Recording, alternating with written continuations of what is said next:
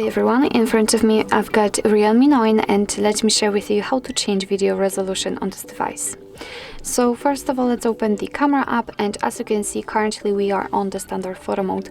So we have to switch to the video one. Let's tap on the video.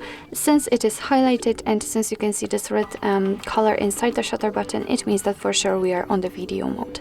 So now we can take a look at this option bar, and at the very in the middle actually, we've got the resolution.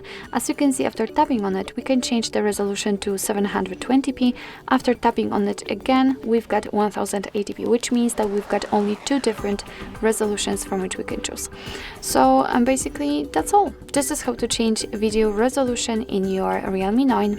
Thank you so much for watching. I hope that this video was helpful, and if it was, please hit the subscribe button and leave a thumbs up.